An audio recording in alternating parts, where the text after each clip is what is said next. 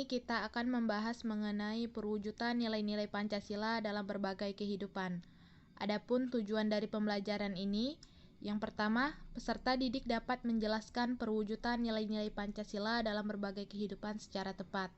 Yang kedua, peserta didik dapat menguraikan contoh perwujudan nilai-nilai Pancasila dalam kehidupan sehari-hari secara tepat. Dan yang ketiga, peserta didik dapat menganalisis persoalan terkait perwujudan nilai-nilai Pancasila dalam kehidupan secara tepat. Perwujudan nilai-nilai Pancasila dalam berbagai kehidupan meliputi 4 bidang. Yang pertama, bidang politik dan hukum. Yang kedua, bidang ekonomi. Yang ketiga, bidang sosial budaya. Dan yang keempat, bidang pertahanan dan keamanan.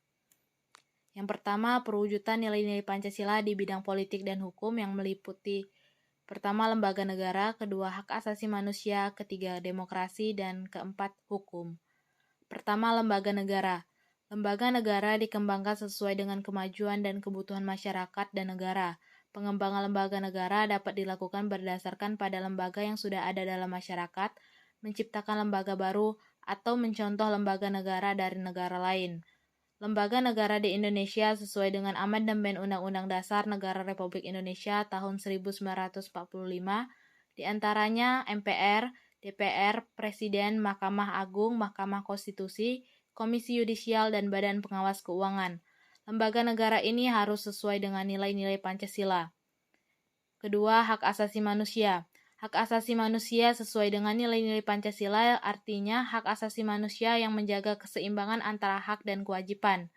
Hak asasi manusia yang dijiwai oleh nilai ketuhanan, nilai kemanusiaan, nilai persatuan, nilai kerakyatan, dan nilai keadilan. Ketiga, demokrasi. Demokrasi yang negara Indonesia kembangkan adalah demokrasi Pancasila. Perwujudan nilai-nilai Pancasila dilihat pada demokrasi Pancasila yang mengutamakan musyawarah mufakat dan kekeluargaan. Sistem pemilihan umum dalam demokrasi merupakan salah satu contoh perwujudan yang demokratis yang dikembangkan di Indonesia. Bentuk pemilihan umum yang terjadi harus sesuai dengan nilai-nilai Pancasila. Keempat, hukum.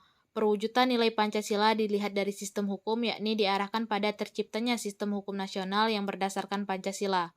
Hukum nasional harus bersumber pada nilai-nilai Pancasila sebagai sumber dari segala sumber hukum.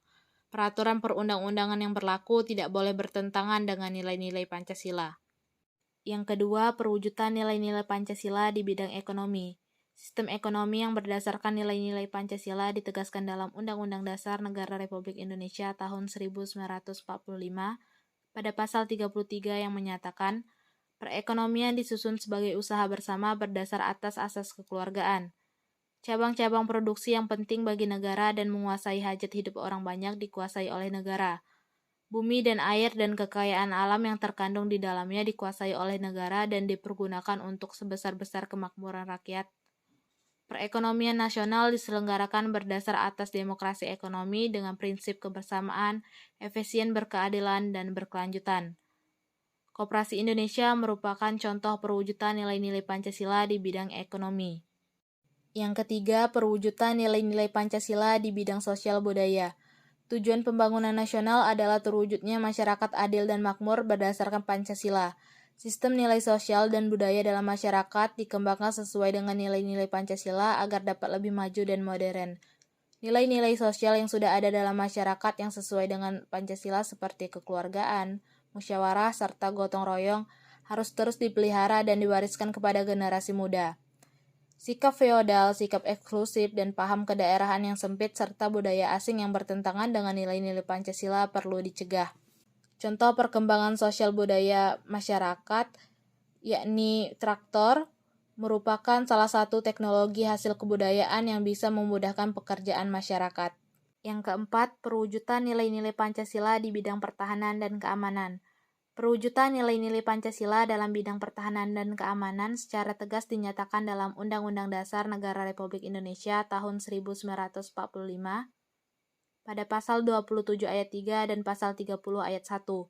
Pasal 27 ayat 3 menyatakan setiap warga negara berhak dan wajib ikut serta dalam upaya pembelaan negara.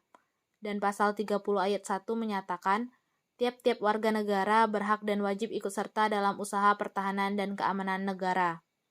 Bentuk partisipasi dalam pembelaan negara yakni TNI yang merupakan komponen utama dalam bidang pertahanan dan keamanan Dan ada juga kegiatan ronda malam atau sistem keamanan lingkungan yang melibatkan masyarakat secara bergantian.